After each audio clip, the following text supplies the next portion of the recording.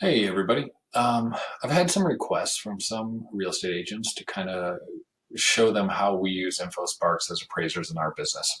Not all appraisers use it, but I find it extremely important and helpful to us, particularly when trying to determine market trends. So I kind of want to show you how we do that. First and foremost, you need to figure out how to get to it. So from the homepage, you can just go to right here to InfoSparks. You can also, if you're in a listing, click additional information and click InfoSparks. That'll actually take you directly to, if the listing's in Park Ridge, it will already be in Park Ridge settings. So if you just click to it here, you're getting the entire MLS area, which is not very helpful for the most part. So we would want to go to Park Ridge. So let me kind of show you guys. This is an appraisal form. 4 basic charts go into every report. Property values, we need to determine the trends, whether their property values are increasing, stable, or declining. Supply, demand, market time, and then for me, I like to look at foreclosure and short sales and are they a factor in the market. And then there's one other final way that I can kind of show you guys how we use that. So going back to the InfoSparks, the first thing I think I should show you is over here, this setting. You can either do monthly, which you get kind of this, which to me isn't very helpful, or you can do the rolling 12 months. The reason I like the rolling 12 months is you can see it smooths the chart out. It also gets rid of seasonality. So you know that we're going to have a lot of seasonality issues in Chicago with comparing summer months to winter months. So when you do this rolling 12 months, what happens is every data point every month is 12 months of data combined. So this is from January to January total. This is December to December. This is November to November. Now, if you have a quick event, if there's a sudden event, a major event, let's say Amazon does come to Chicago and let's say they choose Park Ridge. I know that's not happening, but all of a sudden I probably want to switch to monthly because the last couple of months since that news came out, it's going to be extremely important. But generally speaking, markets are going to change a little bit over time. There's not going to be a one big event.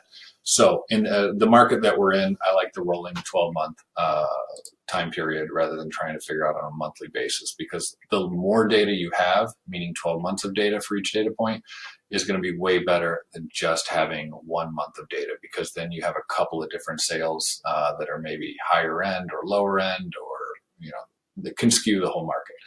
So that being said, I like to do, okay, I gotta get rid of this guy. Okay. So what I like to do is a median sale price chart, and I'll go into that in a minute. I like to do a market time.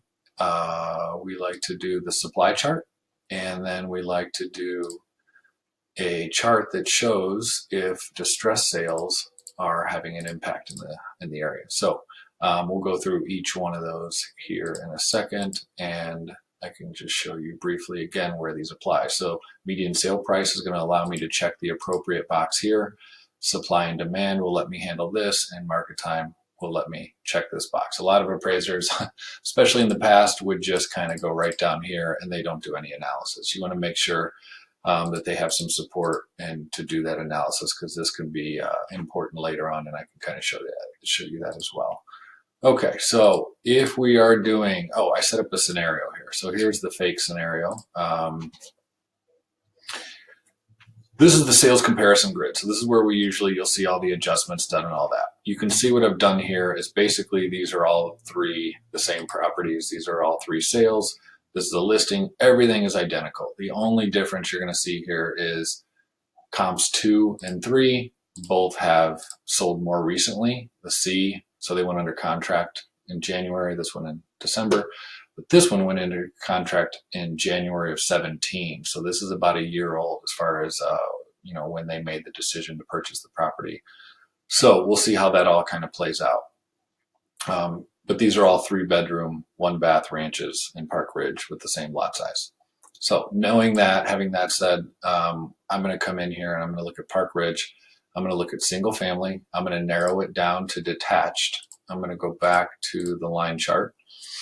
So if I'm just looking at single family, detached, and all of Park Ridge, I have 487 sales. So now when I go and look at the median sale price, I can see here that there's a 6% increase year over year. So what that means is from this point, January of 2018, 450,000, and we come over here to January of 2017, you're at 424, and what they're saying is that's about 6% increase. Now again, remember this is rolling 12 months, so we're looking at 450,000, including 12 months worth of data, and then this 12 months of data, but going back 12 months. So this on its face would be, okay, the market's increasing 6%. I need to check that box and I need to do some time adjustments. But I like to go a little bit further and kind of narrow this down. So when we see a market time, or let's see here, when we see the number of closed sales at 487, that's plenty of sales to be statistically significant. Now, if this number was 13, I probably don't want to narrow it down much more because already a few outliers can skew the data and make it really not reliable. So we're at 6%. So let's narrow it down a little more. As you can see from the grid that I had before, these were resales. They're not new construction. So I'm going to narrow it down and get rid of the new construction. Now we still have a 5.5% increase. Now I'm going to narrow it down to just traditional sales. I don't want the REO sales and short sales included in this data because ours is a typical transaction and I don't want to use distressed sales. Now we're at 4.7%. Could I go even further? Let's see. Let's go to closed sales. We still have 460 sales, so we're still good. So now let's narrow it down to 3 bedrooms. So let's go back over here to sale price. Now we're seeing only a 1.1% increase over the last year. So maybe that's telling me the market is stable for 3-bedroom properties. So I have a few different data points. You just saw them, a 6%, a 4.7%, and now a 0.1%. Just so you're aware, you can kind of scroll back and kind of look at stuff from a longer period of time. But as an appraiser, I need to reconcile that. I need to figure out, okay, well, is the market increasing or is it not? This is one indicator. Well, 3 indicators. We have the 3 different that I just explained. So if I go back to the grid, I can look at this and I can say, okay, we have one that sold for 300, 313, and 314. Everything is the same about them with the exception of when they sold. So if these 2 are my 2 most recent, comps 2 and 3, they both sold recently. Well, they both sold for $13,000 and $14,000 more than the sale that went under contract almost a little over a year ago. You also have an active listing here. So this listing is listed for $329. So all of these point to an increasing market. Whenever you have more recent sales selling for higher, that's indicative of an increasing market. So that being said, let's say that I go back to that chart and I say, I'm looking at, let's scale back on I had a 6%, I got a 4.7 and a 0.01. Let's say I come in the middle here somewhere. I don't want to, go too high. I don't want to go too low. I want to kind of figure out what's going on in the middle. So 4.7%. Now, how do I figure out a monthly? Because I need a monthly percent increase. I just take the 4.7% divided by 12, and I get 0.39. I'm going to round that to 0.4. So I go back into the appraisal software.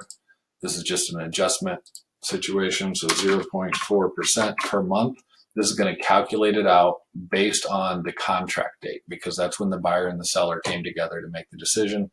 So 0.4, and then when I hit that enter, what that does is it's adjusting those sales at 0.4% per month.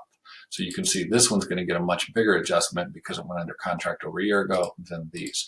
Now, what's most important is we come down here and look at the adjusted values. They just brought these completely in line. There's this doesn't typically happen in appraisal practice. This is a fake scenario with everything being perfect. They're all on the same street. They're all the same in every way. But this is showing me proof that, the market is increasing. I don't want to go with a stable market because I have not only proof from a couple of the charts, I also have the grid that's showing me the more recent sales are selling higher. Now I also have this listing out here. So what do I do to the listing? Because it's not under contract. It's just an active listing. So how do I support? How do I find out a typical list to sale price adjustment? That's also here. So original list to close date, or original list price to close price. 94.6. So what that really means is they're selling at a 5.4% discount to whatever it was originally listed for. If that property were under contract, I would use this last list to close, because I'm assuming if it's under contract, there's not going to be any other price decreases. So that would only be a 3.8 difference. So right now, my support is for a 5.4% adjustment. So I would just come in here, minus 4.5%.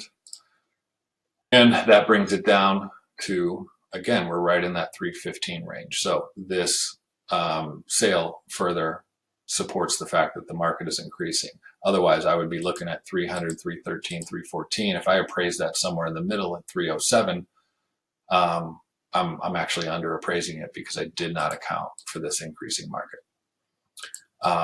So the other things that we can do with InfoSparks, the other charts I'm going to put in the grid, is going to be market time. I want to analyze market time to see what's going on there. So I'm going to keep these same search criteria as I did for the median sale price, and I'm going to look at what market time is doing. If I want to come back a little bit further, we can kind of see what things were when things were bad and how things have gotten better.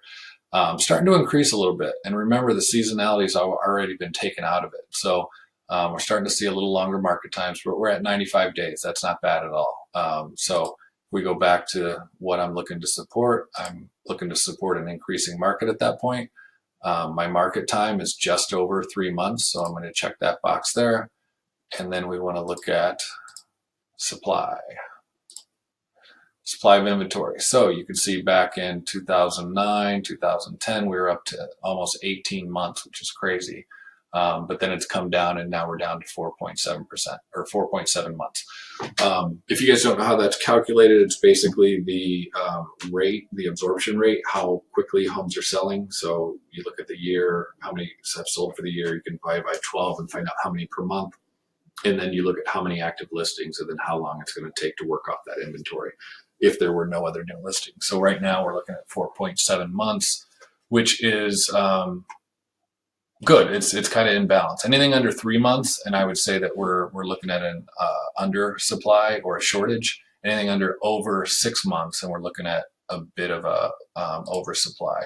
So for example, if I were to show you the difference between 3-bedroom and 4-bedroom with supply, if I'm looking at just 3 bedrooms, the lower end of the market, 3.6. If I'm looking at 4 bedrooms or bigger, I'm looking at 6.5. Now, if I wanted to even go deeper and say I want the bigger, nicer 4 bedrooms that, 3 bathrooms or more, again, we're up to 8 months supply for that. So the upper end of the market is definitely not doing as well as the lower end. Okay, so we got the month supply. Last chart we want to look at is closed sales. So in Park Ridge, we don't really have this issue right now, but it's still good to check it out and keep an eye on it. If I'm looking at this information, this is telling me that there's been 460 sales in the last year, only 6 foreclosures and 8 short sales. That's not a factor at all. Anything less than 5%, even maybe 10%, depending on some other circumstances, is not really a factor, and it's not going to have a huge effect on value. So that allows me to check a completely separate box on the appraisal, which is in this market conditions addendum. They want to know, are they a factor in the market? And I need to say yes or no. If they are, I need to explain why. You guys will see this in appraisal reports. Almost all lenders require it. It's the worst. It's the way that most appraisers support their market trends analysis. But there's many problems with this, but one of them is this prior 7 to 12 month period. So what they're wanting you to do here is put a total in here. So let's say that you have 300,000, and in the last 6 months it was 290, and then you got 280. And let's say that the typical appraiser is going to say, oh, that's a decreasing market if they believe this. A lot of appraisers have figured out that this form's garbage. We're in February right now. So the last 3 months, we're looking at February, January, and December. Of course, this number is going to probably be lower. So, and we're comparing this to a 4 to 6 month period prior to that. And now we're getting into these two are going to have a little bit of the summer months in it. So this is a terrible, terrible form. And most appraisers agree that it's terrible. So that's why I've moved to InfoSparks as far as supporting these adjustments. And I put the charts just right in these places and explain what I'm doing. So that is what's going on with those. And lastly,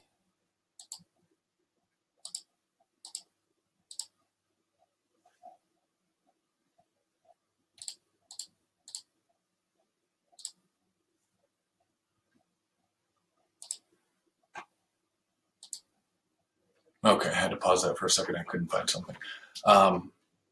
Okay, so, and then there's a lot of other stuff, and I think I might do some other videos on how to use this in more detail on some other things based on your comments. So if you guys give me some feedback as to what you'd like to see, you can do some things as far as, you know, listing agents trying to figure out sale prices for a listing. Let's say that we're looking at detached new construction in Park Ridge. And let's say that they bought the house back in September 2012. Now, this isn't going to give you the value, but it can be an indicator. So the median sale price at that time was $350, and today it's $445. So if you go ahead and do the math on that and find out what that percentage increase is, you can apply that to what they purchased it for, and it'll give you an idea. Again, it's not the best way to do it, but it's definitely a way to confirm things. I mean, it's a starting place. If you have no idea, you can just say, okay, most homes at this time were selling for this, now they're selling for this. So in Park Ridge, there's been a 20% increase since the time they bought it. If they haven't made any improvements, but have, you know, maintained the property well, you can assume a similar appreciation rate in a lot of cases. So that's that. Lastly, I'm going to post this is going to be posted in my Facebook group page, which I want you guys to join. So here is my Facebook group page. I put some stuff in here. I put a blog post in here. So this is me actually using InfoSparks to analyze the higher end of the market versus the lower end. And I found 4 months versus 9 months on the higher end. And you can kind of go through, I looked at Park Ridge, Glenview, and Northbrook and kind of compared them all. So you can see things like that. But I post other things that real estate agents, you know, rent stuff, multiple offers, tell the appraiser. This is just a blog post talking about why it's important to tell the appraiser about multiple offers. Again, I'm not selling anything in here. This is just a resource. Anytime you guys have appraisal related questions, please feel free to jump in here, ask the question. I'd be happy to help and jump on a call with you if I need to. But this is here as a resource for you guys with appraisal related questions to come on and ask me. So I will invite you guys to the group. I encourage you also invite your coworkers. I'm going to come up with a contest to see whoever can add the most amount of people to the group in the next, you know, month or two, and we'll figure something out. We'll give out like a $100 gift card or something. So that's what's going on there. I appreciate you guys' time. Thank you very much, and please comment, give me some feedback on anything else with InfoSparks or anything else you guys are looking for, and I would be happy to help. So thanks, everybody. Have a great day.